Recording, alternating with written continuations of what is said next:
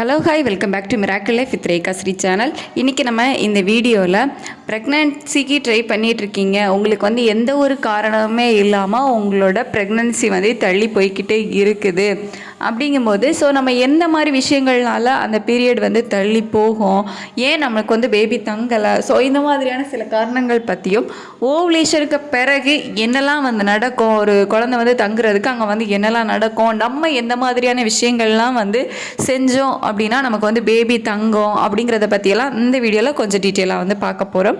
First உங்களுக்கு கருமுட்டை ஓவரியில் தான் இருக்கும். நீங்கள் இமேஜில் பார்த்தீங்க அப்படின்னா அந்த இமேஜ்லேயே டீட்டெயிலாக தெரியும். கருமுட்டை ஓவரியில் இருக்கும். உங்களோட ஓவுலேஷன் டைம், ஓவுலேஷன் பற்றி ஆல்ரெடி நம்ம நிறைய டீட்டெயிலாக வீடியோ போட்டிருக்கோம். உங்களோட ஓவுலேஷன் டைம் இந்த எக்கு வளர்ந்து வெளியே வரும், அதாவது வெடிக்கிறதுக்கு தயாராகி வெளியே வரும்.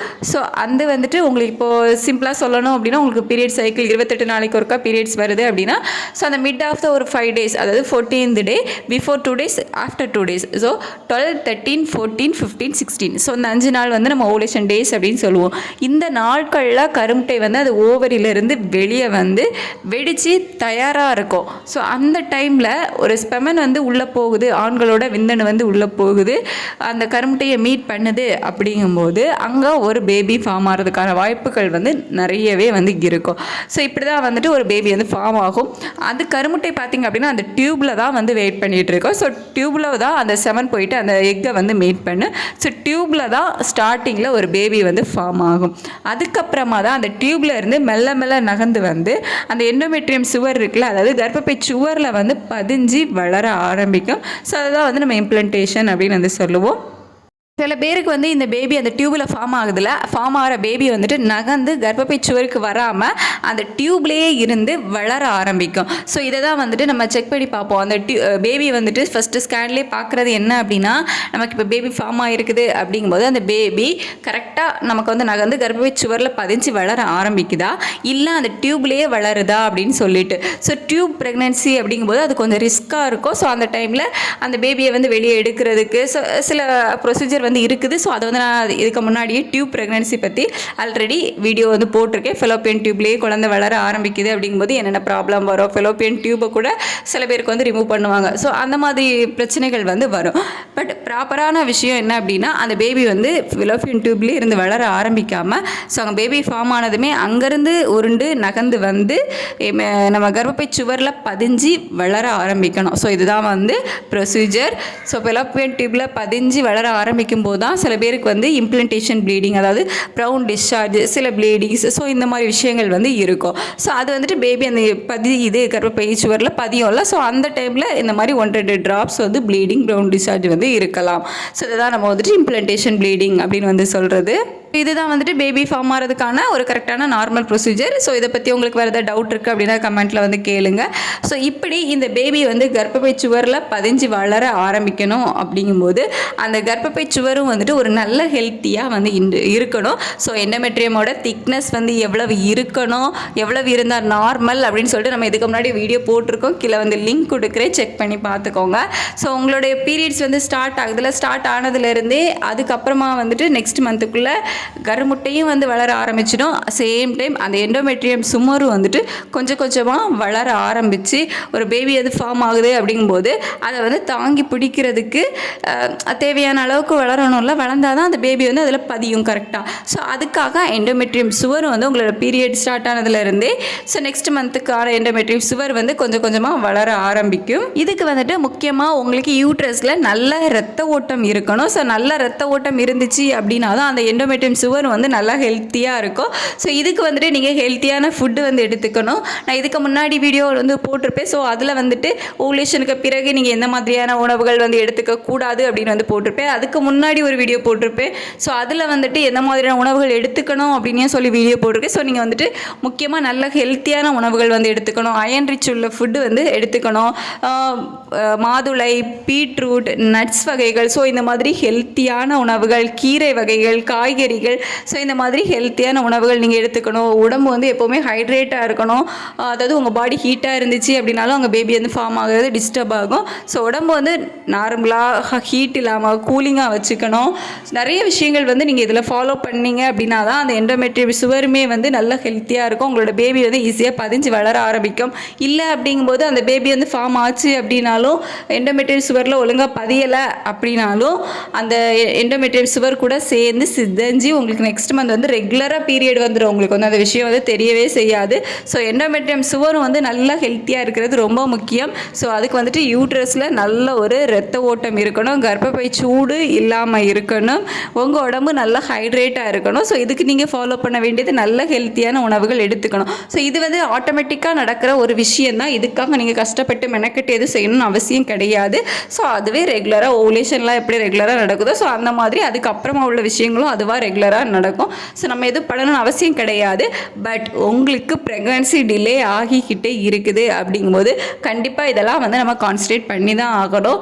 இந்த மாதிரி ஏதோ ஒரு சின்ன தப்புனால கூட பேபி வந்து ஃபார்ம் ஆகிறது டிலே ஆகலாம். ஸோ நம்ம இதெல்லாம் கொஞ்சம் கரெக்ட் பண்ணும்போது கரெக்ட் பண்ணோம் அப்படின்னா அங்கே பேபி ஃபார்ம் ஆகிறதும் வந்து கொஞ்சம் ஈஸியாக இருக்கும். ஸோ அதுக்கு நம்ம வெளியே இருந்து கொடுக்குற சப்போர்ட் தான் வந்துட்டு இது. நல்ல ஹெல்த்தியான உணவுகள் எடுத்துக்கிறது, நல்லா தண்ணி குடிக்கிறது, இதெல்லாம் வந்துட்டு நம்ம வெளியே இருந்து கண்டிப்பாக நம்ம உடம்புக்கு கொடுக்குற ஒரு சப்போர்ட்டாக வந்து இருக்கும். உங்களுக்கு பேபி ஃபார்ம் ஆகிறதுக்கு நம்ம கொடுக்குற ஒரு சப்போர்ட்டாக வந்து இருக்கும். கண்டிப்பாக இந்த விஷயங்கள் வந்து நீங்கள் கரெக்டாக ஃபாலோ பண்ணணும். அன்ஹெல்த்தி ஃபுட்டை அவாய்ட் பண்ணணும். ஸோ அயன் ரிச் உள்ள ஃபுட் எடுத்துக்கோங்க. ஃபோலிக் ஆசிட் அதிகமாக உள்ள ஒரு ஃபுட் வந்து எடுத்துக்கோங்க. ஃபோலிக் ஆசிட் வந்து கீரையில் அதிகமாக இருக்குது, அதே மாதிரி பயிர் வகைகளில் வந்து அதிகமாக இருக்குது, பச்சை காய்கறிகளில் இருக்குது. ஸோ நீங்களாம் வந்து லிஸ்ட்டு செக் பண்ணிங்க, கூகுளில் சர்ச் பண்ணிங்க அப்படின்னாலே வந்து நிறைய வரும். ஸோ அதெல்லாம் வந்து எடுத்துக்கோங்க. அதே மாதிரி நீங்கள் வந்து ஆஃப்டர் ஓவுலேஷன் தான் எடுத்துக்கணும் அப்படிங்கிறதுல பிஃபோர் ஓவுலேஷனுமே ஹெல்த்தியான உணவுகள் எடுத்துக்கிறது ரொம்ப முக்கியம். ஏன்னா பிஃபோர் ஓவுலேஷன் நீங்கள் எடுத்துக்கிறது மூலமாக அங்கே ஒரு நல்ல ஹெல்த்தியான எக்கு வந்து ஓவரியில் ப்ரொடியூஸ் ஆகும். ஸோ நல்ல ஹெல்த்தியான எக்கு வந்து வெளியே வந்தால் தான் நான் ஒரு 7 போய் அந்த ஹெல்த்தியான எக்கை மீட் பண்ணும்போது ஹெல்த்தியான பேபி வந்து ஃபார்ம் ஆகும். ஆஃப்டர் ஓவுலேஷனும் வந்துட்டு அந்த பேபி வந்து இம்ப்ளன்டேஷனில் பதிஞ்சு வளர ஆரம்பிக்கிறதுக்கான தேவையான சப்போர்ட்டும் வந்து நம்ம பண்ணணும். ஸோ ஆஃப்டர் ஓவுலேஷனும் உங்களுக்கு ஹெல்த்தியான உணவுகள் ரொம்ப முக்கியம். பிஃபோர் அண்ட் ஆஃப்டர் ஓவுலேஷன் நீங்கள் ஃபுல்லாகவே வந்து ஹெல்த்தியான உணவுகள் எடுத்துக்கணும். சேம் டைம் நீங்கள் வந்துட்டு ஹெவி ஒர்க்கையும் வந்து கொஞ்சம் அவாய்ட் பண்ணிக்கோங்க. ஸோ அதிக நேரம் ஸ்ட்ரெயின் பண்ணி செய்யக்கூடிய வேலைகள், அதிகமாக வெயிட் தூக்குற வேலைகள், ஸோ இந்த மாதிரி ஹெவியான ஒர்க்கையும் வந்து கொஞ்சம் அவாய்ட் பண்ணிக்கோங்க. நார்மலான வேலைகள் வந்து நீங்கள் பார்த்துக்கலாம். அதே மாதிரி சின்ன சின்ன எக்ஸசைஸ், அதாவது ஜஸ்ட் நீங்கள் வந்து வாக்கிங் போகிறது, ஒரு 10 நிமிஷம் 20 நிமிஷம் வாக்கிங் போகிறது, ஸ்லோவாக நடக்கிறது, ஸோ இந்த மாதிரி விஷயங்கள் கூட உங்களோட உடம்பை வந்து ஆக்டிவாக வச்சுக்கிறதுக்கு வந்து ஹெல்ப் பண்ணும். ஸோ நீங்கள் ஆக்டிவாக இருக்கீங்க அப்படிங்கும்போது அவங்க பேபியும் பார்த்தீங்க அப்படின்னா நல்லா ஹெல்த்தியாக தான் ஃபார்ம் ஆகும். ஸோ அதனால் எந்த பிரச்சனையும் வராது. ஹெவியான ஒர்க்கு, ஸ்ட்ரெயின் பண்ணி செய்யக்கூடிய ஒர்க்கை மட்டும் அவாய்ட் பண்ணிக்கோங்க.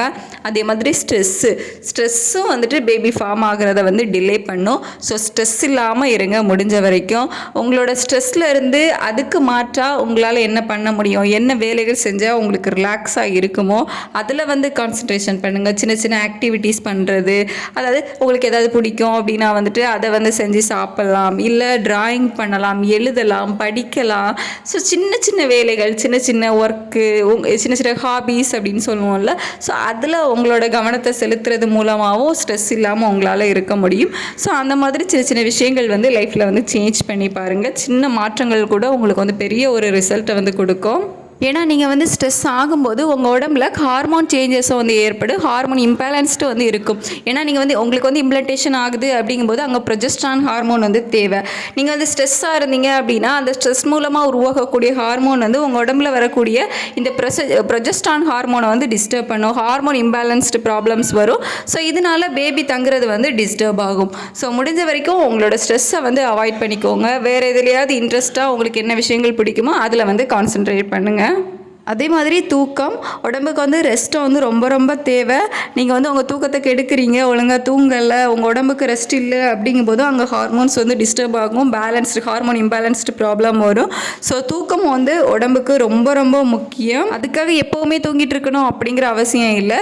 போதுமான அளவுக்கு கரெக்டான டைமுக்கு வந்து நமக்கு தூக்கம், உடம்புக்கு தேவையான ரெஸ்ட் வந்து நம்ம கண்டிப்பாக கொடுத்தே ஆகணும். சேம் அதே மாதிரி இன்னொரு விஷயத்துலேயே நம்ம வந்து அதிகமாக ஸ்ட்ரெஸ் ஆகும். என்ன அப்படின்னு கேட்டிங்கன்னா, உங்களோட ஓவலேஷன் முடிஞ்சிருச்சு அப்படின்னா அந்த ஒரு ரிலாக்ஸாக இல்லாமல் ரிசல்ட் வருமா, நமக்கு இந்த மாதம் பாசிட்டிவ் வந்துருமா, என் ரிசல்ட் எப்படி இருக்கும்னு அதையே நினச்சிக்கிட்டு நம்ம இன்னுமே பார்த்திங்க அப்படின்னா ஸ்ட்ரெஸ் வந்து அதிகமாக ஆகுறோம்.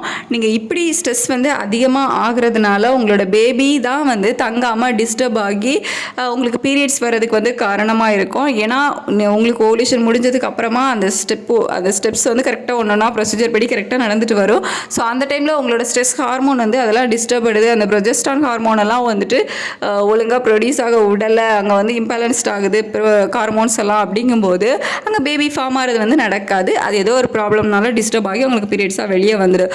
ஸோ ஸ்ட்ரெஸ் ஃப்ரீயாக இருக்கிறது ரொம்ப ரொம்ப அவசியம். ஆஃப்டர் ஓவலேஷன் அது ரொம்ப முக்கியம். ஸோ முடிஞ்ச வரை ஓகே நம்ம வந்து பீரியட்ஸ் வந்து வருதா இல்லை நாள் தள்ளி போகுதான்னு பொறுமையாக வெயிட் பண்ணி பாருங்கள். ஸ்ட்ரெஸ் ஆகவே ஆகாதீங்க. நான் ஃபஸ்ட்டே சொன்ன மாதிரி வேறு எதுலையாவது உங்கள் கவனத்தை வந்து செலுத்துங்க. ஸோ நீங்கள் வந்து அதையே நினச்சி அதையே புலம்பிகிட்ருக்கீங்க அப்படிங்கும்போது பார்த்திங்க அப்படின்னா மேக்ஸிமம் ரிசல்ட் வந்துட்டு டிலே ஆகிக்கிட்டே இருக்கும். பட் அதை வந்து மைண்ட்லேயே எடுத்துக்காமல் ரிலாக்ஸாக விட்டு பாருங்கள். ரிசல்ட் வந்து சீக்கிரமாக நல்ல ரிசல்ட்டாகவே வந்து வரும். ஸோ அவ்வளோதான். இதெல்லாம் வந்து ஃபாலோ பண்ணி பாருங்கள். லைஃப்பில் எப்போவுமே சொல்கிற மாதிரி சின்ன சின்ன மாற்றங்கள் கூட உங்களுக்கு பெரிய ஒரு நல்ல ரிசல்ட்டை வந்து கொடுக்கும்.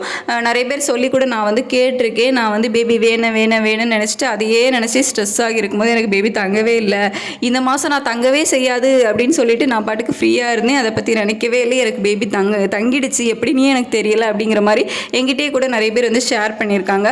ஸோ கண்டிப்பாக ஸ்ட்ரெஸ் ஃப்ரீ ரொம்ப ரொம்ப அவசியம். உங்களுக்கு என்கிட்ட ஏதாவது ஷேர் பண்ணிக்கணும் அப்படின்னா தாராளமாக கமெண்ட்டில் ஷேர் பண்ணிக்கலாம். பர்சனலாக என் கூட ஷேர் பண்ணணும் அப்படின்னா மெயில் பண்ணுங்கள். கண்டிப்பாக நான் வந்து ரிப்ளை பண்ணுறேன். ஏதாவது உங்களுக்கு டவுட் அப்படின்னாலும் தாராளமாக கேளுங்க, நான் ரிப்ளை பண்ணுறேன். இந்த வீடியோ உங்களுக்கு யூஸ்ஃபுல்லாக இருந்திருக்கும் அப்படின்னு நினைக்கிறேன். ஏதாவது சஜஷன் அப்படின்னா கூட என்கிட்ட ஷேர் பண்ணிக்கலாம். நம்ம வீடியோஸ் தொடர்ந்து பார்க்கணும் அப்படின்னா நம்ம சேனலை சப்ஸ்கிரைப் பண்ணி கீழே இருக்க பெல் பட்டனை கிளிக் பண்ணி ஆல் கொடுத்து வச்சுக்கோங்க. இந்த வீடியோவில் நேரம் பொறுமையாக பார்த்ததுக்கு தேங்க்யூ ஸோ மச்.